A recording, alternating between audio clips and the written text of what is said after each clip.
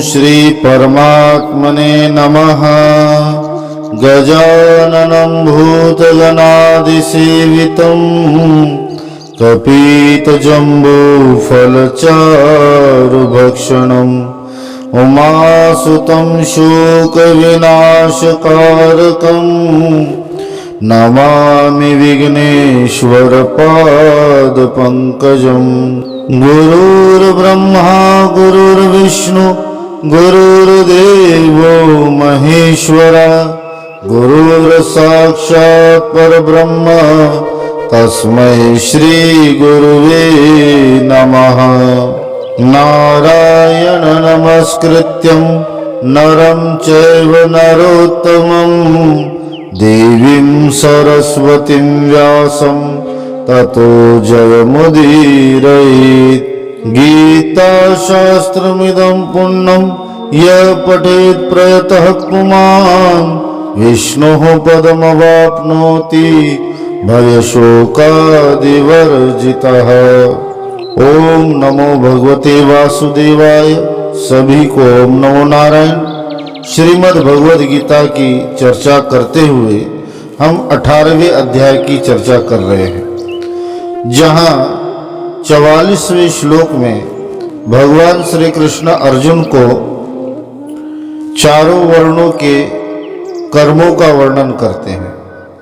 चारों वर्णों के कर्मों का वर्णन करने के पश्चात अब भगवान श्री कृष्ण भक्ति युक्त कर्मयोग का स्वरूप और फल बतलाने के लिए उन कर्मों को किस प्रकार अपने आचरण में मनुष्य लाकर परम सिद्धि को प्राप्त कर सकता है, यह बात बताते हैं।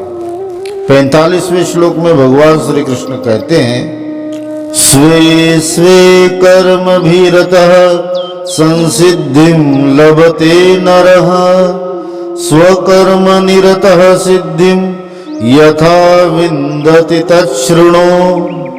अपने अपने स्वाभाविक कर्मों में तत्परता से लगा हुआ मनुष्य भगवत प्राप्ति रूप परम सिद्धि को प्राप्त हो जाता है। अपने स्वाभाविक कर्म में लगा हुआ मनुष्य जिस प्रकार से कर्म करके परम सिद्धि को प्राप्त होता है, उस विधि को तू सुन।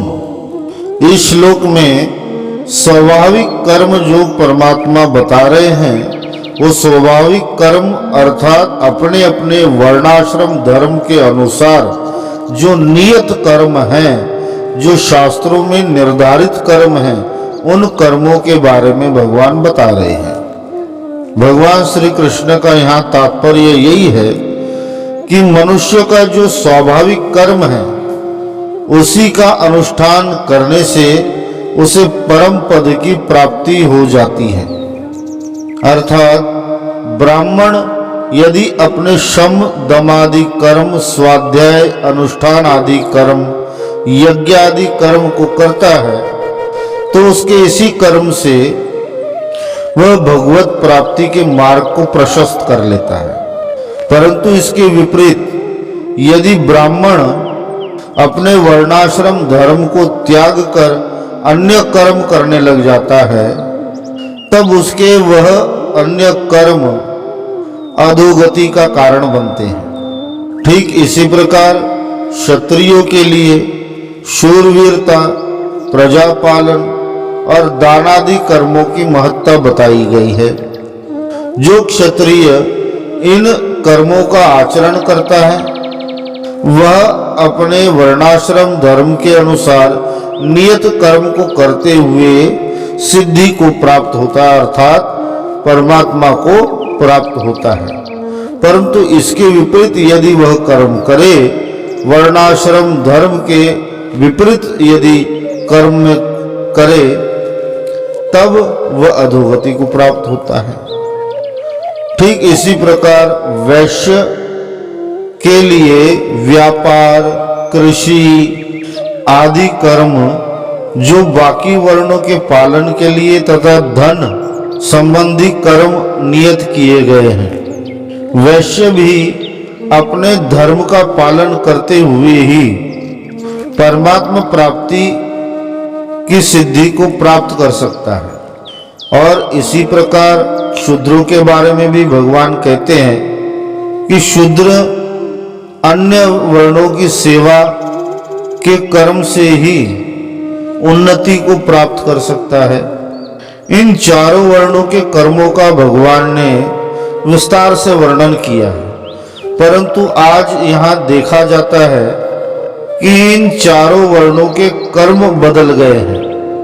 ब्राह्मण ना ही ब्राह्मण रहा है, क्षत्रिय ना ही क्षत्रिय, वैश्य ना ही वैश्य और शूद्र ना ही शूद्र। जन्मजात ये चारों वर्ण के कर्मों का पालन केवल कहीं कहीं ही दिखाई पड़ता है। इसलिए इन चारों वर्णों के कर्मों का निर्धारण मनुष्य को अपने गुण, स्वभाव तथा संस्कार के अनुसार निर्धारित करने चाहिए। जिस प्रकार महर्षि विश्वामित्र क्षत्रिय कुल में उत्पन्न हुए थे, परंतु कर्म से वो ब्राह्मण थे, इसलिए अपने पुरुषार्थ के द्वारा वह ब्रह्म ऋषि के पद को प्राप्त हुए। इसी प्रकार अपने गुण, कर्म और संस्कार के अनुसार आज के समय में मनुष्य को अपने वर्ण का निर्धारण करना चाहिए और उसी के अनुसार कर्म में स्थित रहना चाहिए। यदि स्वभाव से ब्राह्मण के गुण वाला मनुष्य यदि क्षत्रियोचित कर्म करने लग जाए तो वह उन कर्मों में कभी सफलता प्राप्त नहीं कर सकता। इसी प्रकार क्षत्रियो के गुण वाला मनुष्य यदि ब्राह्मण के, वैश्य के अथवा शूद्र के कर्म करने लग जाए तो वह उनमें सफलता नहीं प्राप्त कर सकता। इसलिए कर्मों का निश्चय करना यह बड़ा ही महत्वपूर्ण है, क्योंकि ये कर्म ही है जो हमें हमारे लक्ष्य तक पहुंचाते हैं और आगे के भी अनेक जन्मों के यात्रा को निर्धारित करते हैं। यहाँ भगवान का आशय यही है कि परमात्मा की प्राप्ति के लिए कर्तव्य कर्मों के स्वरूप से त्याग करने की आवश्यकता नहीं है। भगवान यह नहीं कह रहे कि यदि आपने परमात्मा प्राप्ति के साधनों को अंगीकार करना है, भगवत प्राप्ति के मार्ग पर चलना है, तो अपने कर्तव्य कर्मों का त्याग करना चाहिए। मनुष्य अपने कर्तव्य कर्मों को करते हुए ही परमात्मा प्राप्ति के लक्ष्य को प्राप्त कर सकता है। भगवान यही कह रहे हैं कि हे अर्जुन, कर्मों में लगे रहकर परम पद को प्राप्त कर लेने का उपाय मैं तुम्हें बताने वाला हूं, तुम उसे सावधानी पूर्वक सुनो। 46वें श्लोक में भगवान श्री कृष्ण कहते हैं, यतः प्रवृत्तिर्भूतानां येन सर्वमिदं ततं स्वकर्मणा तमभ्यर्च्य सिद्धिं विन्दति मानवः। जिस परमेश्वर से संपूर्ण प्राणियों की उत्पत्ति हुई है और जिससे यह समस्त जगत व्याप्त है, उस परमेश्वर की अपने स्वाभाविक कर्मों द्वारा पूजा करके मनुष्य परम सिद्धि को प्राप्त हो जाता है। इस श्लोक में भगवान ने मनुष्य के लिए एक लक्ष्य निर्धारित किया है और वह लक्ष्य है परमात्मा प्राप्ति। अभिप्राय यही है कि मनुष्य को अपने प्रत्येक कर्तव्य कर्म का पालन करते समय इस बात का भली भांति ध्यान रखना चाहिए कि यह संपूर्ण चराचर जगत, यह समस्त विश्व परमात्मा के द्वारा ही और परमात्मा से ही उत्पन्न हुआ है। इसके उपादान कारण भी भगवान है और मूल रूप में भी भगवान ही है। भगवान ही समस्त जगत में व्याप्त है। एको हम बहुश्यायाम, यह वाक्य यही स्पष्ट करता है कि एक परमात्मा ही इस संपूर्ण जगत में अनेक रूपों में स्थित है। भगवान ही अपनी योग माया से जगत के रूप में प्रकट हुए हैं। यहाँ भगवान कह रहे हैं कि अपने स्वाभाविक कर्मों द्वारा परमेश्वर की पूजा करना चाहिए। अर्थात मनुष्य के लिए जो भी कर्म निर्धारित किए गए हैं वर्णाश्रम धर्म के अनुसार, उन कर्मों को करते हुए यही भाव मन में होना चाहिए कि यह सब कर्म परमात्मा के प्रति समर्पित है, मैं भी परमात्मा का ही हूँ और समस्त प्राणीजन और देवता भी इन सब की आत्मा परमात्मा ही है और परमात्मा ही समस्त कर्मों के भोक्ता है। इस भाव को दृढ़ करके परम श्रद्धा और विश्वास के साथ समस्त कर्मों में ममता, आसक्ति, फल की इच्छा का सर्वथा त्याग करके भगवान के आज्ञा अनुसार तथा भगवान की ही प्रसन्नता के लिए अपने स्वाभाविक नियत कर्मों द्वारा जो समस्त जगत की सेवा करता है तथा समस्त प्राणियों को सुख पहुंचाने के लिए अपने स्वार्थ का परित्याग करके अपने कर्तव्य पालन करता है, उसी को ऐसा कहा जाता है कि अपने स्वाभाविक कर्मों के द्वारा परमात्मा की वह पूजा करता है। और इसी आचरण के द्वारा, इसी प्रकार अपने स्वाभाविक कर्मों के द्वारा भगवान का यजन करते हुए मनुष्य परम सिद्धि को प्राप्त हो जाता है। इस प्रकार अपने अपने कर्म को निष्काम भाव से करते हुए परमात्मा के प्रति समर्पित कर देने से मनुष्य कर्म बंधन से छूटकर परमात्मा को सहज ही प्राप्त हो जाता है। यह एक उत्तम, सरल और सुगम मार्ग है, इसलिए इस मार्ग का तत्परता से अभ्यास करना चाहिए। 47वें श्लोक में भगवान कहते हैं, श्रेयान् स्वधर्मो विगुणः परधर्मात् स्वानुष्ठितात् स्वभावनियतं कर्म कुर्वन्नाप्नोति किल्बिषम्। अच्छी प्रकार आचरण किए हुए दूसरे के धर्म से गुण रहित भी अपना धर्म श्रेष्ठ है, क्योंकि स्वभाव से नियत किए हुए स्वधर्म रूप कर्म को करता हुआ मनुष्य पाप को नहीं प्राप्त होता। यहाँ भगवान स्वानुष्ठितात् तथा परधर्मात् इन दोनों पदों का प्रयोग कर रहे हैं। स्वानुष्ठितात् अर्थात सुअनुष्ठित, अर्थात जिस धर्म का अनुष्ठान भली भांति किया जाए उसे स्वानुष्ठितात् कहते हैं, तथा परधर्मात् अर्थात अपने वर्णाश्रम धर्म से विपरीत किसी अन्य वर्ण में उत्पन्न मनुष्य के धर्म को परधर्मात् कहते हैं। यहाँ दोनों पदों का एक साथ प्रयोग करके भगवान का तात्पर्य यही है कि परधर्म यदि पूर्ण रूप से अनुष्ठान पूर्वक किया गया हो, परंतु वह अनुष्ठान करने वाले के लिए नियत कर्म ना हो, दूसरों के लिए नियत हो, वैसे कर्मों को ही भगवान यहाँ स्वानुष्ठितात् परधर्मात् पद के द्वारा लक्षित कर रहे हैं। जैसे वैश्य, क्षत्रिय आदि की अपेक्षा ब्राह्मण के विशेष धर्मों में अहिंसा आदि सद्गुणों की अधिकता है। गृहस्थी की अपेक्षा संन्यास आश्रम के धर्म में सद्गुणों की बहुलता है। इसी प्रकार शूद्र की अपेक्षा वैश्य और क्षत्रियों के कर्म गुण युक्त है।